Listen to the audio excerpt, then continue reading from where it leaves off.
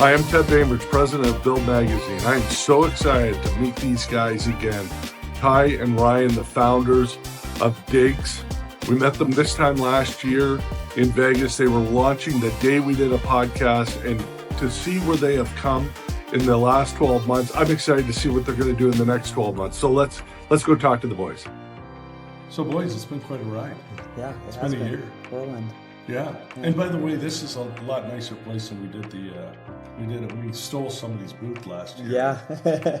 I remember that. Yeah. A little bit quieter up here. And it was just kind of an idea. I know you were off the ground, but kind of an idea. So what's happened in the last year? Other than it's a hell of a whirlwind. Yeah. Well, I think when we met you, we had just launched a year ago at International Builder Show. We call it was our MLP instead of MVP, minimal lovable product. Okay. So since then, we've just been adding a bunch of features that have been requested and kind of distilled by our product team. So the product has grown quite significantly, but we've really worked to keep the product still very simple to use. So that's been kind of our main goal, is talking to as many builders and build professionals as possible, and then incorporating their feedback and rounding out some of the edges. So you talked about Toll Brothers, and who is your ideal customer? Like, who is it? The massive production company like Toll Brothers? Is it the high-end custom home guys like Brad from AFT? Is it entry level guys like Hinton Homes that do an incredible job? The lot homes up in the Northwest. Yeah. So our bread and butter over the past year has really been custom home builders.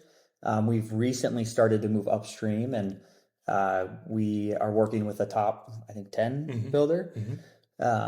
So we just brought them on, and we're really excited about learning about their pain points. You know, when you build 10 homes that are, custom, there's a certain pain points, but when you build thousands of homes, there's different pain points and scalability issues. So we're working through those right now. What do you find the difference is between the two?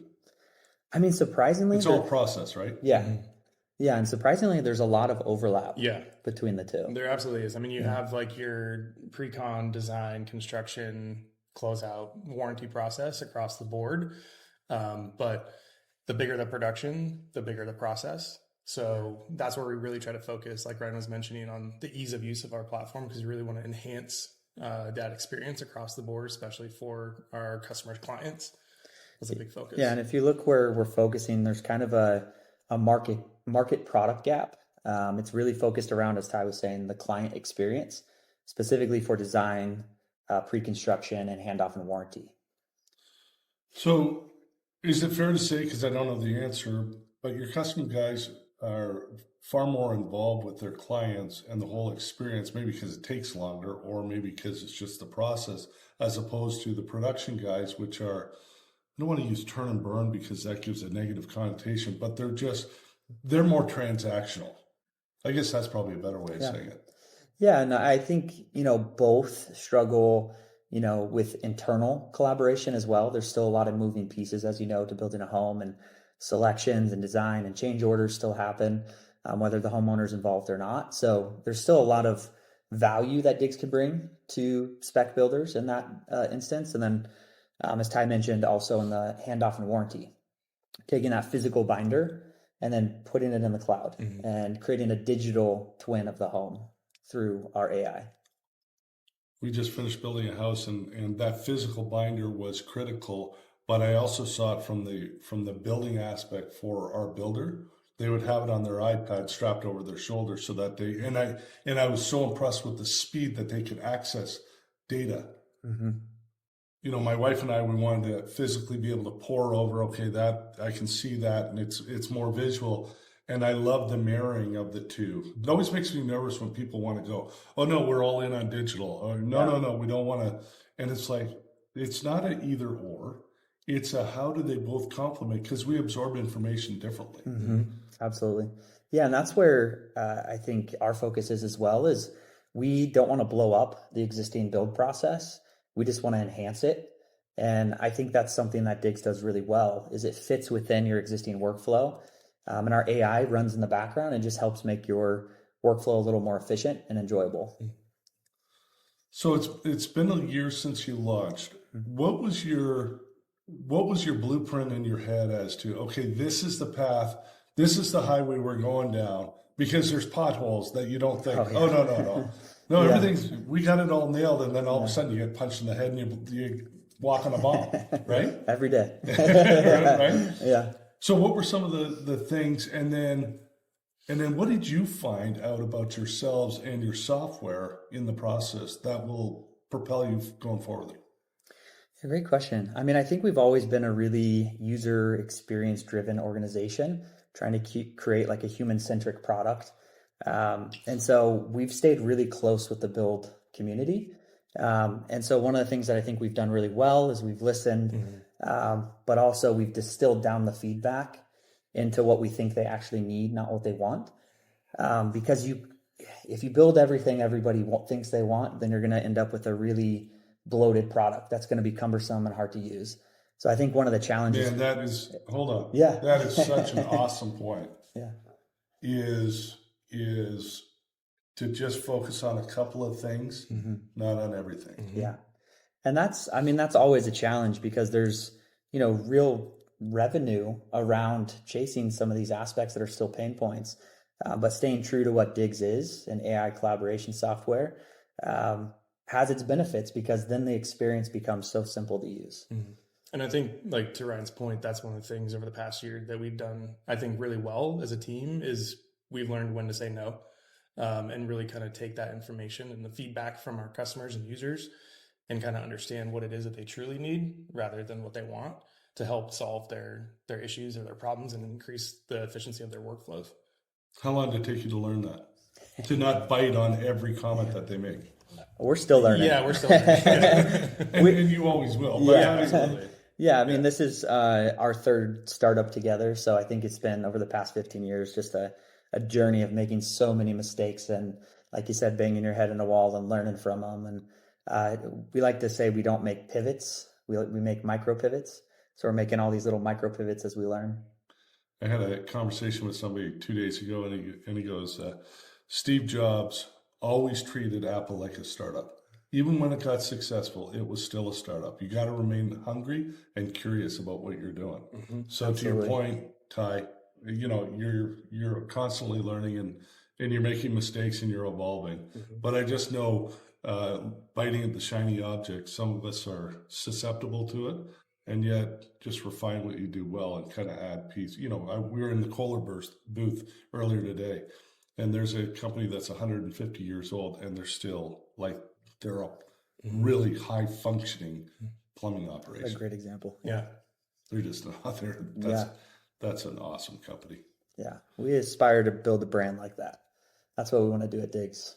All right. So we got kind of a fun party, and I'm a little bit of a groupie right now. You got Mike Rowe coming tomorrow. Yeah. We do. Yeah. We're hosting a cocktail with Mike Rowe, and it's been fun working with him. We saw him actually here as the keynote speaker last year. And I remember turning to Ty and Danette and just being like, we got to work with him one day. And it took us, a while to get through their vetting process. But once we did, they've just been so much fun to work with over the past year. And it got to the point where it was like, we really resonated with his audience. And we, of course, we kind of fanboy too over Mike. We've been watching him since Dirty Jobs. So it just ended up being a really great partnership. So we're going to be partnering, and he's a world-class storyteller, and he's going to help us tell the story of what we're trying to do for the build space. Yeah. And there's a guy that is incredibly humble at what he does. And even with all the fame he has, he's still super approachable and very, very normal. Yeah. Yeah, he is. And the work that Mike Rowe Works is doing for the trades, I think, is just absolutely brilliant, aligned with, our core values as well. Is, there's not enough people, as replacing the outgoing generation in the trades. And so how do you amplify and make that market attractive to the youth that are coming through? And one of the ways you can do that is through new technology, digital technology. But like you mentioned, is blending that with the physical world and physical paper and products and whatnot. How hard is it to educate people on your technology? So I think that's one of our adoption level. Yeah. I think that's one of our pride moments, is how easy Digs is to use. I think we've shared this, but over the past year, we have over 5,000 homes on our platform. Again, we're working with a national builder right now. We're in all 50 states and Canada. That's so gotta feel good. that feels really Yeah, good. it's great. But it's just a testament to the team that's built this product and the dedication to building something that's really simple to use. And that's a big part. And like we always focus on the ease of use, and that is, like Ryan was talking about, one of the things that we always hear is how beautiful it is, how easy it is, and they've compared us to other products out there. And that's one of the crossing over marks, I guess, for our users to actually get onto Digs as well. And from setting up a project, it's less than a minute.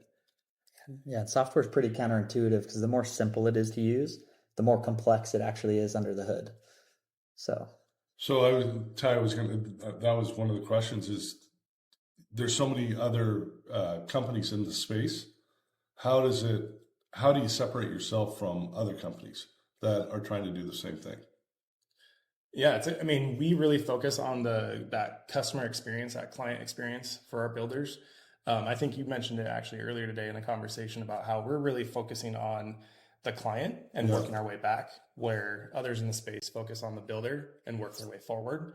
And so if we can actually create an amazing experience for our builders' clients, then we're going to create an amazing experience for the builder themselves and their team. So we really just kind of look at how to always keep that and stay focused. And from a differentiator from others is we know what we do, we know what we don't want to do. So the areas where we don't want to do, like a scheduling or something like that, project management functionality, that's where we'll partner with others. So from a Mr. and Mrs. Johnson who are building their house, what is the experience? Why are they excited about Digs? Yeah, I think as a homeowner, it's fairly difficult to track, all the decisions that are being made. And it really falls on the homeowner to do that. And right now, there's really not a, good software experience for the homeowner. And so I think that's part of the passion that we have at Digs, is to create that homeowner experience so that they can track their decisions, they can collaborate with all the stakeholders involved, so that everyone just stays on the same page, has a single source of truth. And I think that's why homeowners are really attracted to this. And it's also digital. It's, in their pocket on their phone. They can carry it around with them. Yeah. That would be super helpful, because going through the process, man, there's a lot of decisions. A lot of decisions. And I tried to track, and then I literally threw in the towel. And Leslie would go, okay, so did you put this in? Yeah, it's in there. Oh, did you put this in there? And now I got to go through 3 bank statements to make sure I got everything up to date. And then tracking all the decisions, once a month, getting draw requests with a summary of what work was accomplished and putting in a file. It's just not that. It sounds really simple. It's just not that simple. It's not. Yeah, especially when things are always changing, out of stock or reordering. There's just, people don't understand. I mean, when you're building a house, hire professionals to do it and get out of their way. Like, you got to give them direction for sure. You got to check in with them every once in a while, but let them do their job. Because if you micromanage the process, A, you're going to hate it. B, your marriage is going to stress, right? And it's just literally moving into a house 3 weeks ago, it's super current. This is fresh for you, Yeah, it's fresh. and yet, at the end of the day, I only tell the story because it's perfect for what you guys do. Leslie said a week after we moved in, she goes, that was a stress-free process for 2.5 years. We had no stress in our marriage, no pain points, a couple of big checks we had to write, but other than that, it was pretty simple. Yeah. You have professionals and you have them for a reason. Let them do their job. Yep. Absolutely. So where do you think we are when we do this next year? It's a great question. I mean, you guys, you're so impressive in what you've accomplished in a year. Thank you. I mean, it's just encouraging because you guys are the American dream, and you come up with an idea in a uber competitive space, and you're just kind of checking the boxes one by one. Oh, well, thank you. Yeah, thank you. I think we're really excited, this time next year, when we sit down, hopefully, some of the AI functionality that we're bringing in, like the 3D dollhouse, becomes more and more robust so that people can... The 3D dollhouse? Yeah. Okay, this is new. Oh, okay, yeah. I thought you were going to tell me you were going to have a better suite than this. Maybe. Okay, what's the 3D dollhouse? So we can take standard PDF blueprint and documents, and then convert that into a digital twin within a couple of seconds. So now instead of having somebody go out and scan your space and turning that into a twin, it becomes super accessible and inexpensive, frankly. So for the first time, digital twins become scalable. So that 2D blueprint will blow up into a 3D dollhouse, and then all the selections and changes and decisions get associated with each space. So if you interact with the kitchen, you'll see just all the relevant information with the kitchen, for instance. Okay, I think you're the coder, right? No. Neither of us are. Yeah. Okay, neither one? Yeah. Okay, so who's the brainchild behind creating the code for this? And how do you do it without going down a rabbit hole, which I constantly do because I'm a dip when it comes to when I come to that stuff. Yeah. I would say even though we don't write code, we can write code. No one wants us to. Okay. We're pretty technical because we've been in AI for a long time. We just brought on a phenomenal engineering team that helped us build our last company. So we brought over a lot of those same folks we were using the camera to build digital twins. But here it's almost a more complex / simple problem because now we have 2D PDFs that we're using the same technology to convert into a digital twin. You don't have the moving camera or different lighting and issues like that. But so it's a team that we just collected over the past 15 years. 15 years, you look like kids. Okay, I can't wait to do this next year. Same here. Yeah, thanks for having us again. Thank you. No, this is awesome. You guys are awesome. I can't wait to talk to them this time next year and see what kind of leaps and bounds they've done with their software program. It's going to revolutionize the industry. You won't want to miss next year. In the meantime, make sure you follow us on Instagram and Facebook. Make sure you go to our YouTube channel. We got lots of cool stuff for you guys. I'm Ted Bainbridge. Until next time.